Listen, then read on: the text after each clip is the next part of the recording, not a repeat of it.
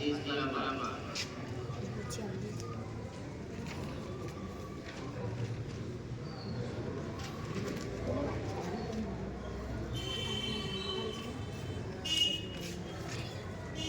جیسا کہ آپ لوگوں کو معلوم ہوگا کہ آج 26 جنوری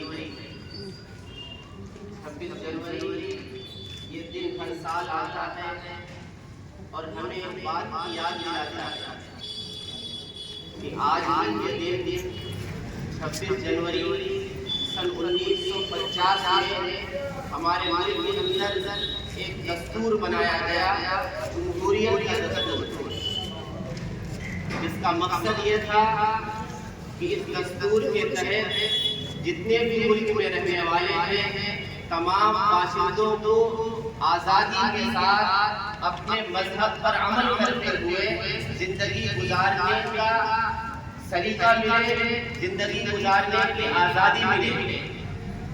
2 دن آتے ہیں، ایک 15 اگست اور ایک 26 جنوری۔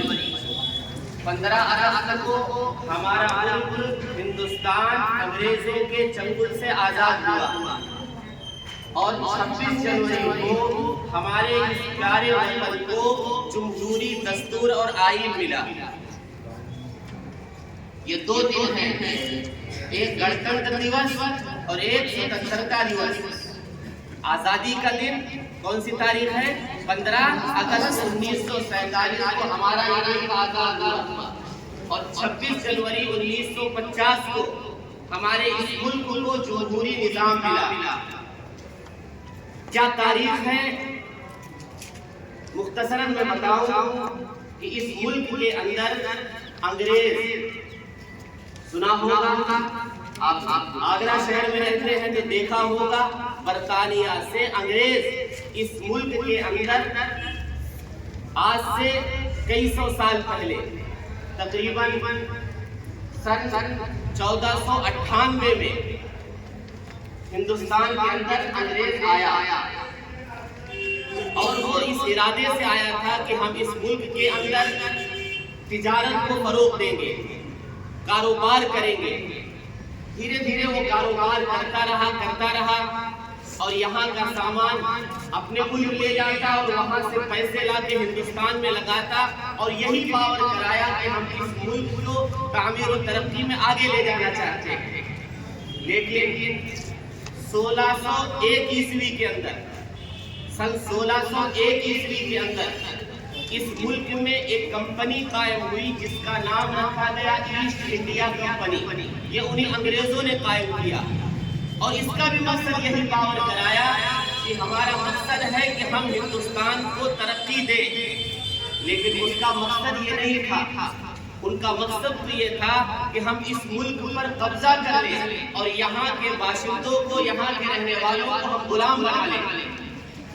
اور ان کی اس چالاکی کو سب سے پہلے جنہوں نے محسوس کیا وہ ہمارے علماء تھے۔ انہوں نے محسوس کیا کہ انگریز کے ارادے یہاں آنے کے اچھے نہیں ہیں، ان کا ارادہ ناپاک ہے، وہ اس ملک پر قبضہ کرنا چاہتے ہیں۔ چنانچہ سب سے پہلے حضرت مجدد الفسانی رحمۃ اللہ علیہ، شیخ احمد سرہندی، انہوں نے اعلان کیا، اپنے لوگوں کو یہ بات بتایا کہ ملک ہندوستان کے اندر انگریز یہ ارادہ لے کے آیا ہے کہ وہ یہاں قبضہ کرنا چاہتا ہے۔ جب انہوں نے یہ بات بتائی تو لوگوں کو یقین نہیں ہوا، لوگ سمجھے یہ تو ایسی بات کر رہے ہیں، وہ اس کی حقیقت نہیں ہے۔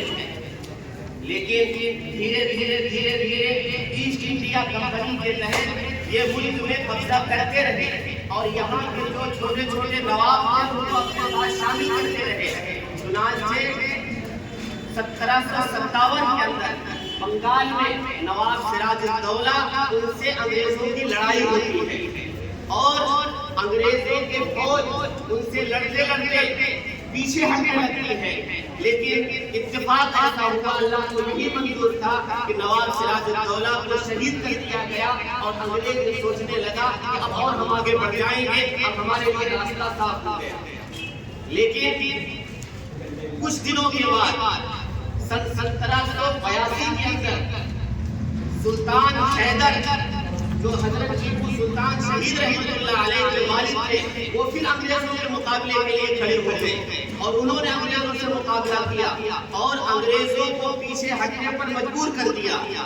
لیکن ایک زمانہ آیا کہ ان کو بھی شہادت نصیب ہوئی۔ پھر سن 1791 کے اندر حضرت سلطان ٹیپو شہید رحمۃ اللہ علیہ انگریزوں کے مقابلے کے لیے کھڑے ہو جاتے ہیں اور اعلان کرتے ہیں کہ جب تک ٹیپو سلطان زندہ ہے تب تک انگریز اس ملک کے اندر قبضہ ہرگز نہیں کر سکتا ہے، ہم اس کے دانت کھٹے کر دیں گے۔ چنانچہ وہ کھڑے ہو گئے مقابلے کے لیے اور جم کے لڑائی لڑی، اتنا لڑے انگریز پیچھے ہٹنے پر مجبور ہو گیا۔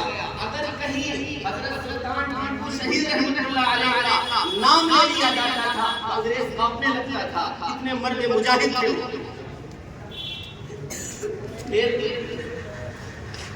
سن 1799 کے اندر حضرت کو بھی شہید کر دیا گیا اور اتنا روب تھا کہ جب آپ کو شہید کیا گیا اور آپ کی ناش پڑی ہوئی تھی تو انگریز یہ ہمت نہیں کر رہا تھا کہ آپ کے قریب جائے۔ انتقال کے بعد لاش پڑی ہوئی ہے، آپ کی روح پرواز کر رہی ہے، لیکن انگریز یہ ہمت نہیں کر پا رہا تھا کہ ہم آپ کے قریب جائیں۔ لیکن جب اسے اطمینان ہو گیا تو پھر انگریز پہنچتا ہے اور آپ کے جسم پر کھڑے ہو کر یہ اعلان کرتا ہے کہ آج سے ملک ہندوستان ہمارا ہو گیا اور آج سے اس ہندوستان پر قبضہ کرنا میرے لیے آسان ہو گیا۔ پھر وہ محنت کرنا شروع کر دیتا ہے اور محنت کرتے سن 1803 کے اندر 1803 عیسوی کے اندر انگریز دلی پر قابض ہو جاتا ہے اور دلی میں چاندنی چوک پہ اور لال قلعے میں ہر جگہ اس کی حکومت ہو جاتی ہے اور پھر اعلان کرتا ہے۔ کیا اعلان کرتا ہے انگریز؟ یاد رکھیے، کہتا ہے کہ خلق خدا کی حکومت بادشاہ سلامت کی اور حکم ایسٹ انڈیا کمپنی کا بہادر شاہ کا۔ اس طرح سے اس نے اعلان کیا تو اس وقت ایک ہمارے عالم تھے، بڑے مولانا تھے شاہ عبد العزیز محدث دہلوی رحمۃ اللہ علیہ۔ انہوں نے جب یہ اعلان سنا یعنی اب تو حکم جو چلے گا وہ ایسٹ انڈیا کمپنی کا چلے گا، تو انہوں نے فوراً اعلان کیا کہ یہ منظور نہیں ہے، خلق بھی اللہ کی ہے، ملک بھی اللہ کا ہے اور حکم بھی اللہ کا چلے گا۔ حکم ایسٹ انڈیا کمپنی کا نہیں چلے گا، حکم اللہ کا چلے گا۔ اور انہوں نے انگریزوں کے خلاف سب سے پہلے جہاد کا فتویٰ دیا اور جب جہاد کا فتویٰ ان کی طرف سے صادر ہوا تو ان کے شاگردوں نے حضرت کے اس حکم کو جگہ جگہ پہنچا دیا اور پورے ہندوستان کے اندر جہاد کی لہر دوڑ گئی کہ اب اس ملک سے انگریز کے خلاف لڑ کے ان کو بھگانا یہ فرض ہو گیا ہے۔ ہر ہندوستانی نے، ہر مسلمان نے عزم کیا کہ اب لڑ کر ہندوستان سے انگریز کو ضرور بھگائیں گے۔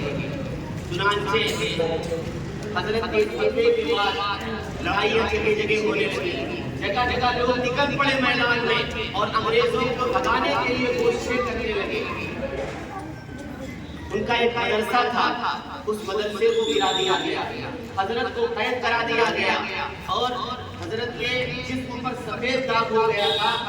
مورخین نے لکھا ہے کہ حقیقت یہ تھا، حقیقی بات یہ تھی کہ حضرت کو پکڑ کے ان کے جسم پر چھپکلی اور زہریلی چیزوں کا لیپ کیا گیا تھا، جس کے زہر کے اثر کی وجہ سے حضرت کے جسم پر سفید داغ آ گیا۔ پھر آپ کی یہ تحریک چلی اور آپ کے دو شاگرد، ایک شاہ اسماعیل شہید رحمۃ اللہ علیہ اور ایک سید احمد شہید راگریلی رحمۃ اللہ علیہ، یہ دونوں آپ کی تحریک کو لے کر چلتے ہیں اور ہر ایک کے پاس گئے کہ دیکھو انگریز اس ملک میں آیا ہے تو وہ اچھے ارادے سے نہیں آیا ہے، وہ چاہتا ہے کہ اس ملک کے لوگوں کو غلام بنا لیا جائے، نہ انہیں رہنے کی آزادی رہے، نہ انہیں ملکی آزادی رہے، نہ انہیں مذہبی آزادی رہے۔ ہاں، انگریز یہ ارادہ نہیں کیا تھا۔ اس زمانے میں انگریز کا کتا تو سیٹ پر بیٹھ سکتا تھا لیکن کسی ہندوستانی کو اس بات کی اجازت نہیں تھی کہ وہ سیٹ پر بیٹھ جائے، اس کو زمین پر بیٹھنے کی اجازت تھی۔ انگریز کرسی پر بیٹھتا تھا، سیٹ پر بیٹھتا تھا، اونچی جگہ پہ بیٹھتا تھا، نہ کسی ہندو کو نہ کسی مسلمان کو اوپر بیٹھنے کی اجازت تھی بلکہ زمین پر بیٹھنے کا حکم دیتا تھا۔ اس طرح سے انگریز نے غلام بنایا تھا۔ چنانچہ آپ کی تحریک کو لے کر چلے اور سن 1831 کے اندر بالا کوٹ کے میدان میں لڑائی ہوئی جس میں انگریزوں کا زبردست مقابلہ کیا گیا، اور اسی لڑائی کے اندر یہ ہمارے دونوں بزرگ سید احمد شہید رحمۃ اللہ علیہ اور شاہ اسماعیل شہید رحمۃ اللہ علیہ دونوں کو شہادت نصیب ہوئی۔ انگریز سمجھنے لگا کہ اب تو یہ تحریک سرد پڑ گئی، لیکن تحریک سرد نہیں پڑی بلکہ ان کے جو شاگرد تھے وہ محنت کرتے رہے اور تحریک کو لے کر آگے چلتے رہے اور جگہ جگہ انگریزوں کے خلاف لڑائیاں ہوتی رہی۔ چنانچہ 1857 کے اندر سارے ملک کے لوگ انگریزوں کے خلاف لڑنے کے لیے تیار ہو گئے، نہ اس میں ہندو نہ مسلمان، ایک کوئی نہیں تھا، سب اس کے ساتھ شریک تھے، ہندو بھی تھے مسلمان بھی تھے، سب شریک ہو کر سب انگریزوں کے خلاف لڑنے کے لیے میدان میں آ گئے اور زبردست لڑائیاں ہوئی۔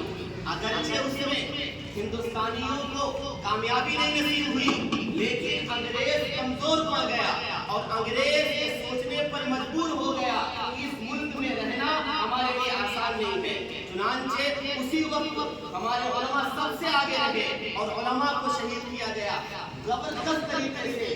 1857 کے بعد 35,000 علماء دلی کے اندر شہید کیے گئے، ایک دو نہیں اتنے 35,000، اور کوئی درخت نہیں باقی تھا جس پر ہمارے بزرگوں کی لاشیں اٹکتی ہوئی نہ دکھائی دی۔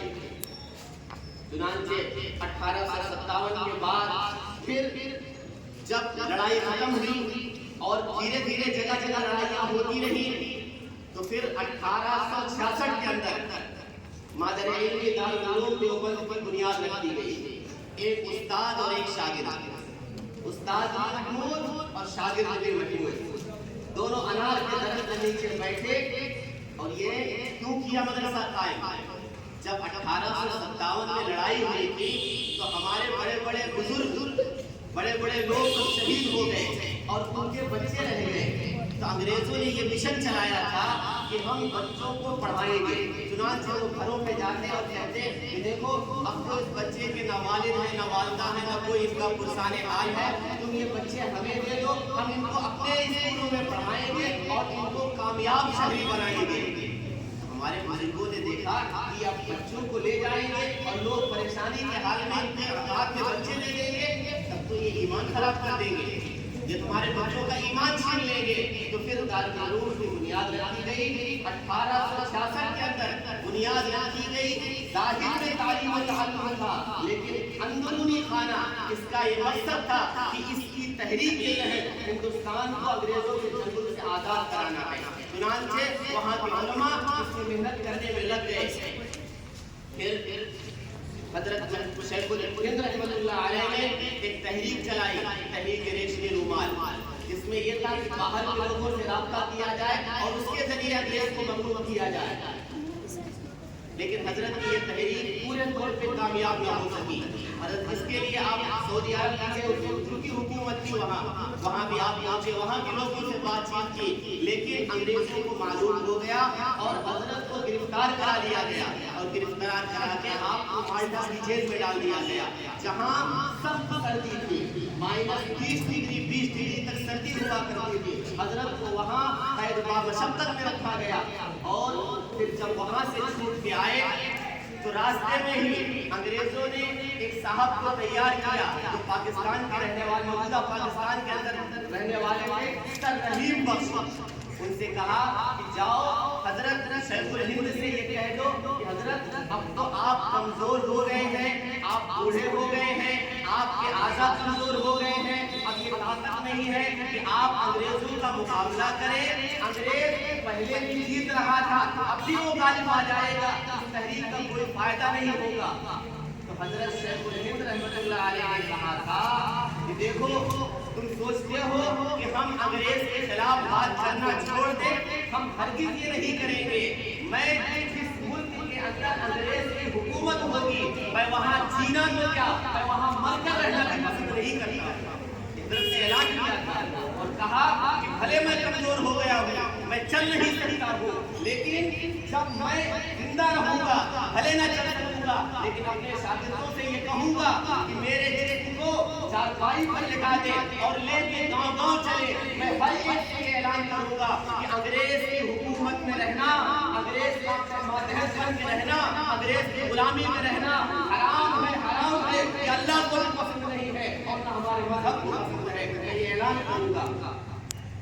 حضرت نے انگریزوں کی غلامی اور انگریزوں کے خلاف بات کرنا پسند نہیں کی، انگریزوں کی غلامی میں رہنا پسند نہیں کیا، انگریزوں کے خلاف بات کرتے رہے اور مشلے کے چلتے رہے۔ چنانچہ پھر اس کے بعد یہ تحریک چلتی رہی۔ سن 1919 کے اندر جمعیت کی بنیاد ڈالی گئی، جمعیت علماء ہند 1919 کے اندر اس کی بنیاد ڈالی گئی، اور اس کے بعد یہ مشن چلتا رہا اور انگریزوں سے لڑائیاں ہوتی رہی۔ پھر لڑتے ہمارے بزرگوں نے قربانیاں دی اور انگریز کمزور ہوتا گیا اور وہ یہ ماننے پر مجبور ہو گیا کہ اس ملک میں رہنا ہمارے لیے آسان نہیں ہے۔ چنانچہ سن 1947 کے اندر مجبور ہو کے انگریز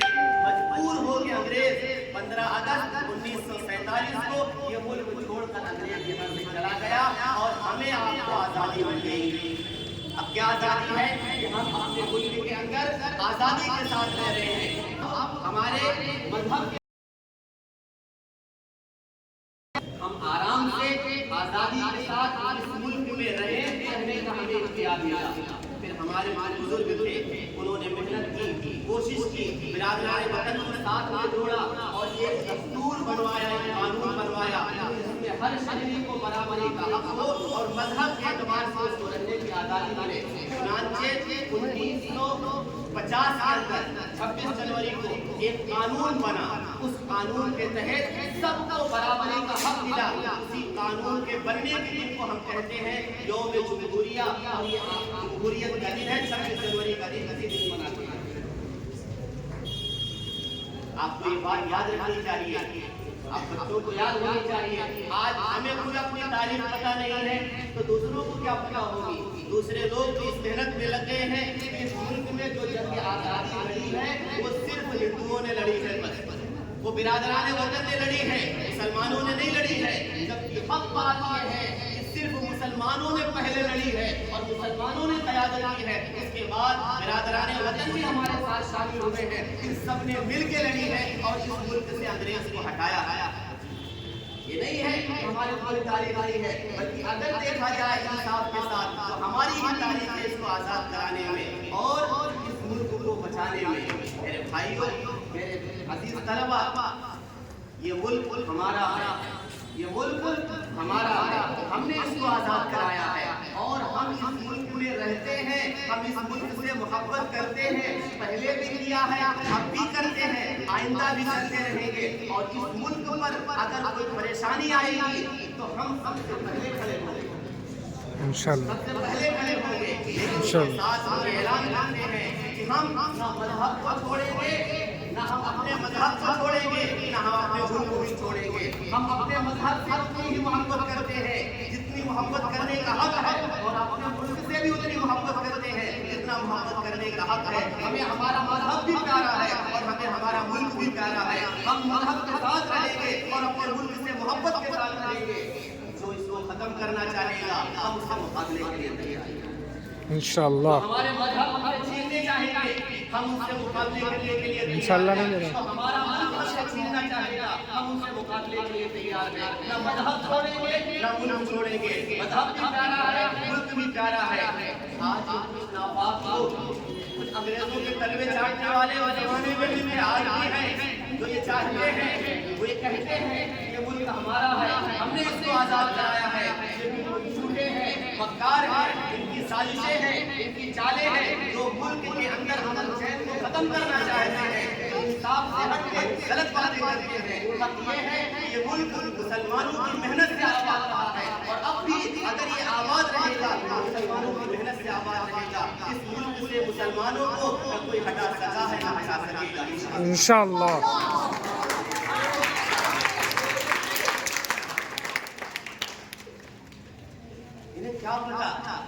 انہیں کیا پتا کیا کر سکتے ہیں یہ؟ ان کے یہاں اچھائی یہ ہے کہ 1 کروڑ سال نہائے وہ سب سے زیادہ پوتر ہے. جو کبھی بھی بال نہ غلط طریقے سے سنوارے وہ سب سے اچھا مانا جاتا ہے. یہ مذہب یہ کوئی مذہب ہے، یہ مذہب نہیں سکھاتا. مذہب تو یہ سکھاتا ہے کہ تم پاک رہو، صاف رہو، اچھے رہو. یہ مذہب ہمارا مذہب اسلام ہے. یہ ہمیں سکھاتا ہے، اس لیے ہمیں پیارا ہے، اس لیے ہمیں محبوب ہے. اور یہی مذہب ہمیں کہتا ہے کہ ملک سے محبت کرنا یہ ایمان کا حصہ ہے. ہم اس ملک سے محبت کرتے رہے ہیں اور کرتے رہیں گے. اور جو اس ملک کو توڑنے کی فکر کرتے ہیں ہم ان کے خلاف رہیں گے. اور پہلے بھی ان کے خلاف رہے، ہم نے ان سے مقابلہ کیا ہے. آج بھی اگر کوئی اس ملک کے خلاف ہوگا اور اس ملک کو توڑنا چاہے گا تو آج بھی ہم اسی عزم کے ساتھ، اسی حوصلے کے ساتھ مقابلے کے لیے تیار ہیں. اس کے لیے چاہے جان کٹانی پڑے تو جان کٹا دیں گے، سر کٹانا پڑے تو سر کٹا دیں گے. ہم ہر طریقے سے تیار ہیں، کل بھی، آج بھی اور آئندہ بھی انشاءاللہ تیار رہیں گے. آگے بڑھیں گے، ہم ملک کو ترقی دیں گے، ہم ملک کو صحیح مشن پر لے جائیں گے، ہم ملک کو خوب ترقی دیں گے اور ملک کو بہت آگے لے جائیں گے. ہم پڑھیں گے، پڑھائیں گے، اس ملک کو ترقی کی راہ پر گامزن کریں گے. اور جو بھی اس ملک میں آسان پھیلانا چاہے گا ہم اس کو نہ کل برداشت کیے تھے نہ آج برداشت کریں گے. اللہ ہمیں حوصلہ دے. آپ کو